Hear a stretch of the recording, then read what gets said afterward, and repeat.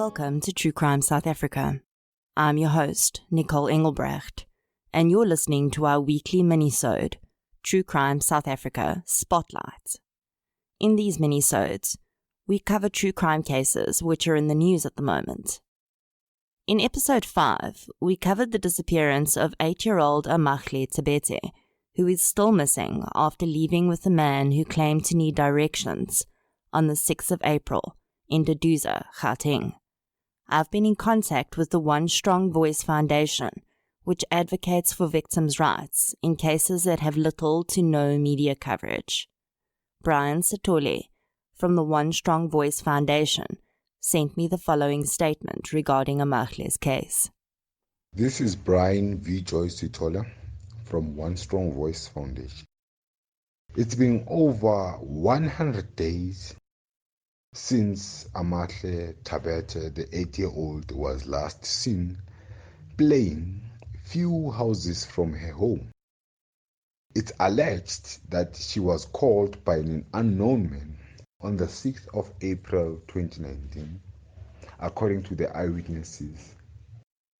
Out of millions of South Africans, till today, nobody knows nothing or has ever seen the little Amahle.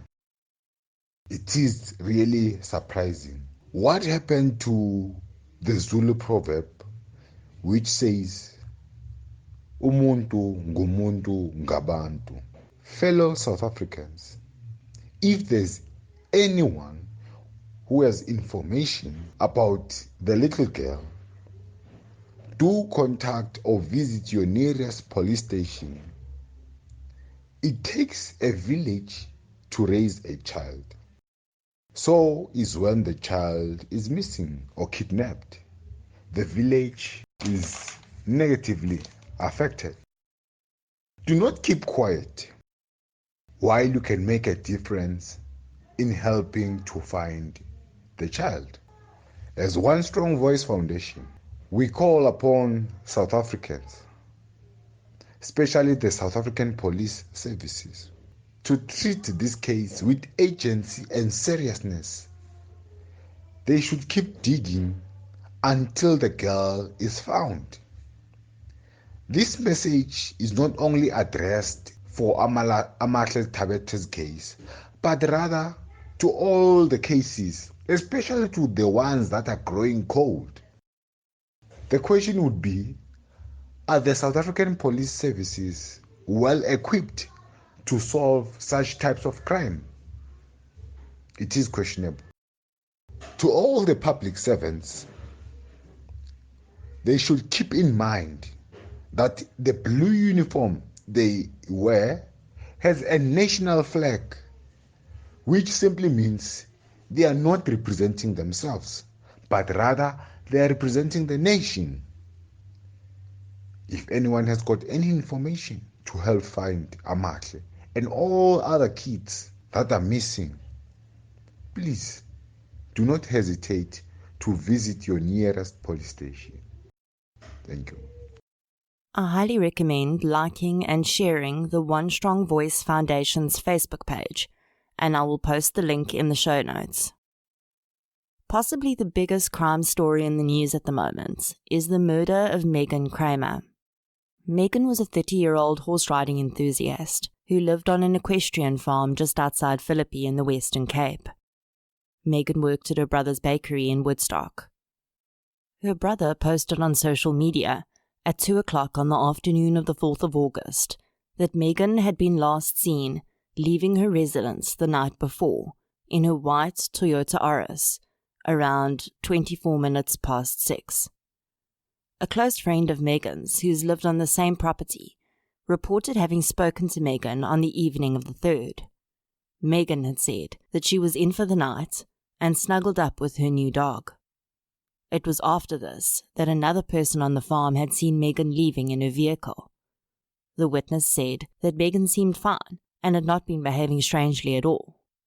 When Meghan's friend returned to the farm later, she noticed that Meghan's dog was running around outside and her vehicle was gone. She had tried to phone Meghan and had been unable to reach her. It is not known what action was taken at this time, if any.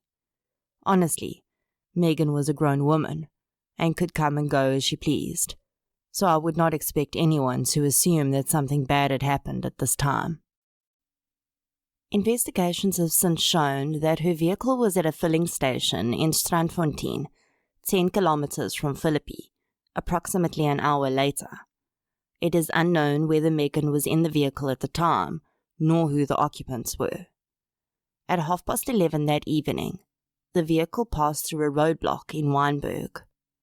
At a roadblock, officers will check whether you are intoxicated. They will check that you have a valid driver's license, and they will check that your vehicle appears roadworthy and is licensed. They do not check whether the vehicle that you are driving is registered to you. When running the number plates, if the vehicle comes up as stolen, they will of course act, but the vehicle had not at that time been reported stolen. In a completely shocking twist, a colleague of Meghan's came forward recently to state that he had been at the roadblock that night. The colleague lives nearby to where the roadblock was being undertaken and had been walking to a garage to buy a cool drink when he recognized Meghan's vehicle stopped at the roadblock. He approached the vehicle expecting to see his colleague, but instead he found 2 female passengers unknown to him, and the male driver was standing speaking to the police officer outside of the vehicle. The colleague asked the 2 female passengers where Meghan was, and they seemed to have no idea what he was talking about. He then approached the police officer and told him that the vehicle belonged to his colleague and that the people that were driving it were not known to him or, to his knowledge, Meghan. The man claims that the policeman initially laughed at him and told him that he had no proof that the owner had not given these people permission to use the vehicle. Meghan's colleague was insistent and even asked the officer to check the boot of the vehicle. The officer eventually relented and said that he would hold the vehicle until they could reach Meghan by phone. The colleague could not reach her, and it is alleged that the policeman eventually allowed the occupants to leave the roadblock, as he had no reason to hold them. I'm sure that this will be investigated to its full extent, but I can only hope, for the sake of the officer involved, as well as the already distraught colleague, that it is not proven that Meghan was in the boot of that car. By Sunday the 4th of August, South Africa was aware that Meghan was missing, and the details of her vehicle were distributed. An eagle-eyed resident of Grassy Park spotted the vehicle at 3 o'clock that afternoon and gave chase, but lost the vehicle. To the best of my knowledge, 3 suspects were arrested as being in possession of Meghan's vehicle at 8 o'clock that evening. I say to the best of my knowledge because media reports are conflicting, with some stating that they were arrested on the evening of the 3rd of August, which we know definitely cannot be true, as the vehicle was still being reported as missing on social media by Meghan's own brother on Sunday afternoon. The 3 suspects arrested were Jeremy Sias, 27, Charles Daniels, 39, and Shiraz Jafta, 34. It would later emerge that Jeremy Sias was known to Meghan, as he had worked on the farm she had lived on as a tractor driver. In a very sad and unnecessary turn of events, people had started looking at the Facebook profiles of the people involved in the crime after their names were released. Some people noticed that Jeremy Sias had been Facebook friends with the son of Meghan's friend and fellow resident of the farm. This somehow insanely evolved into death threats against her friend's son and claims that he was somehow involved in Meghan's disappearance. I don't ordinarily understand 90% of human interaction, but this really blows my mind. Yes, Jeremy worked on the farm, and there is a definite connection there. But I'm Facebook friends with many people I used to work with, and if one of them were to commit a crime against someone I know, I don't see how the connection could be drawn that I was involved. These people were, at this time, desperately searching for their missing friend, terrified of what could have happened to her, and then horrified that someone that they knew had been found with her missing vehicle. And then some people decided to start accusing them of being involved. Great job, people. Way to kick someone when they're down. I looked at the suspects' Facebook profiles too, because I knew that Meghan's story would be one I would probably cover here. I didn't for 1 minute draw any wild conclusions from the information I found there, because firstly, that's not my place, and secondly, how does that help Meghan? The search continued for Meghan while police questioned the suspects. It emerged that they were gang ties, and that some of the suspects were known drug dealers. A private investigator became involved and made a statement that gave everyone hope, whether intentionally or not. The private investigator said in a media statement that he could not release any information as it may place Meghan's life in danger. This may have simply been his way of brushing off the media, and perhaps we were all just desperately hoping that this story would still have a happy ending. But on Thursday, the 8th of August, the hopes of all those who had been following Meghan's story were dashed. At 1 o'clock in the morning, one of the suspects was said to have led police to the body of Meghan Cremer. She was found with her hands tied behind her back and a ligature around her neck. She had several facial injuries and bruising and was fully clothed. Her body was found in a sand mine in Philippi, just 1 kilometer from her home, and Jeremy Sias was charged with her murder. The suspects had, in the time before they were arrested, drawn money from Meghan's account on several occasions.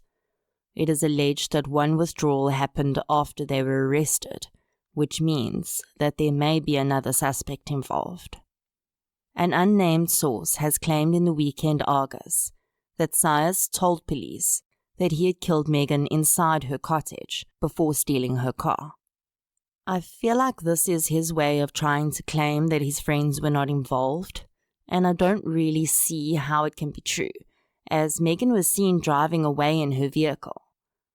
There were also reportedly quite a few people on the farm at the time he claims to have killed her, which raises further doubt about his story. All 3 suspects were found to have had previous convictions or outstanding charges against them, with Jafta even having a murder charge on his record. None of the 3 suspects were given bail, and further proceedings against them will continue in October. An altercation on a golf course on the 7th of July in Mbombela has led to the death of the assault victim.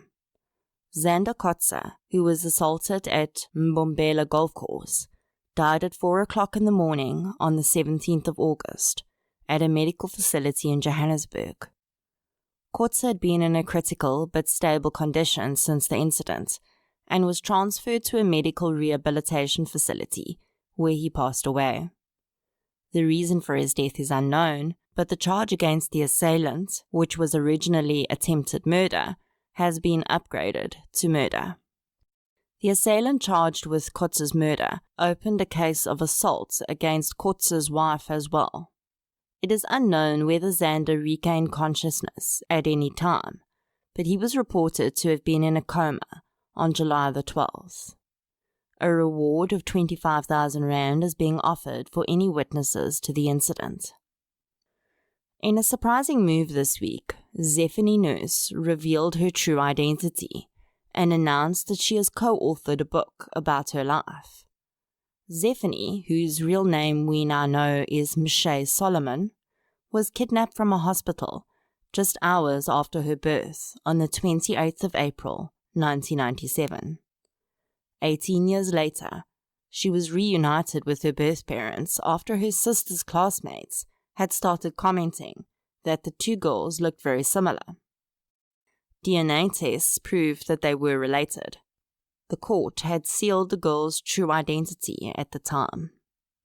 Her kidnapper, Lavona Solomon, was sentenced to 10 years in jail for kidnapping, although she still maintains that she did not take the child and that she was given the baby to raise by another unnamed woman who told her that the child had been abandoned.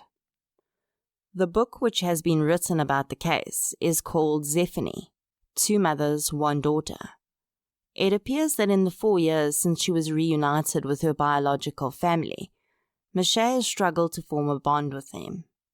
She still sees Lavona as her mother, and although she realizes that the woman's story about how she came to live with them cannot be true, she does not hold any ill feeling towards the people she was raised by. Michelle insists that she had a good childhood and was not abused or mistreated in any way. She claims that her biological mother, on the other hand, has been difficult to deal with and has let her down on many occasions. This is obviously an extremely difficult situation for all involved, and although I don't know the details of the biological mother's behavior, I think she deserves some level of understanding. Her child was missing for 18 years, and that must have been completely traumatizing to her. I'm sure that on many occasions she had fantasized about a happy reunion, and I'm also sure that the actual reunion probably did not live up to that fantasy. Michelle would have been terribly torn at the time, having lived her entire life thinking she was someone else's child, and now suddenly had to accept the fact that she had a whole family she knew nothing about.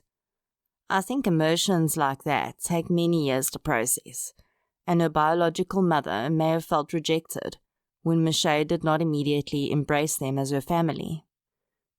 The book will be interesting to read, and I will leave a link in the show notes where you can buy the book in e-format on Amazon. This is an affiliate link, and True Crime South Africa will earn a commission from Amazon on your purchase, which helps to support the show. I will definitely cover this case in a full episode at some stage.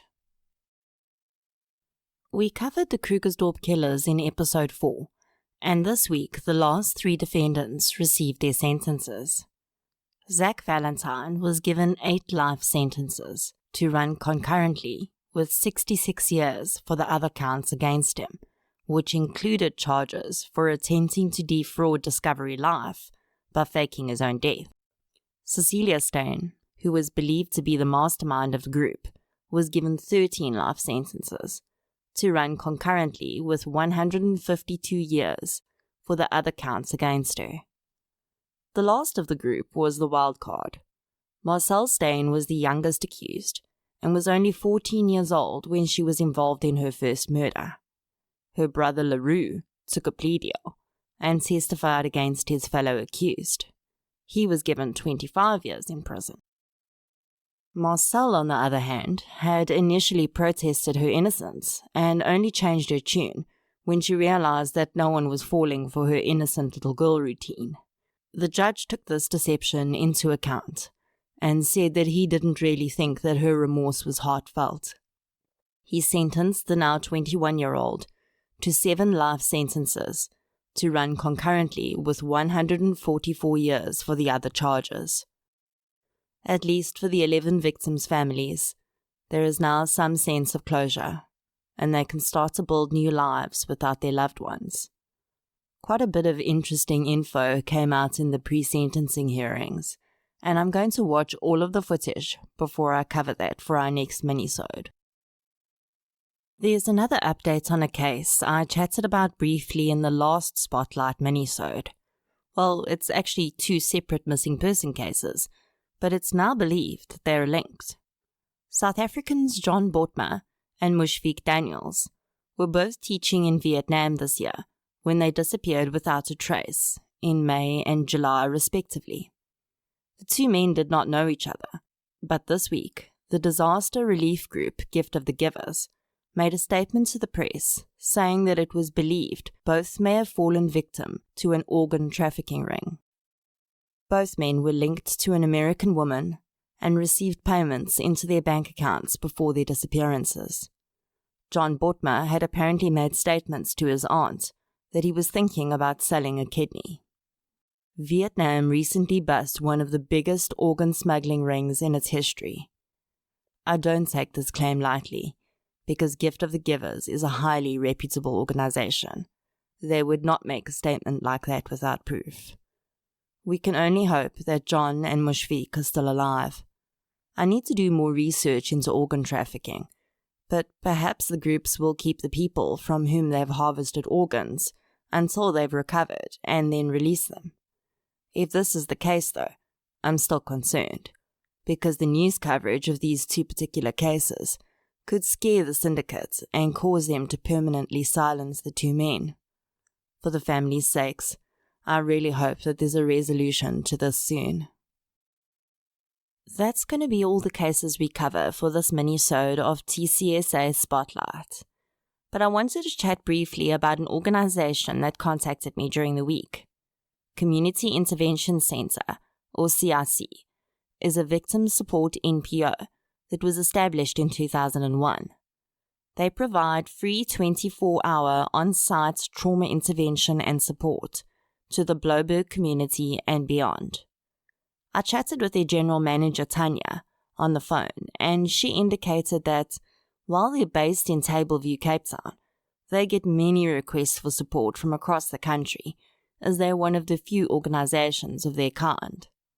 CIC provides trauma counseling and psychological support to people who have been victims of crime, whether directly or indirectly, or anyone who is in crisis. I did not even know that a service like this existed, and I think it is absolutely amazing and so badly needed.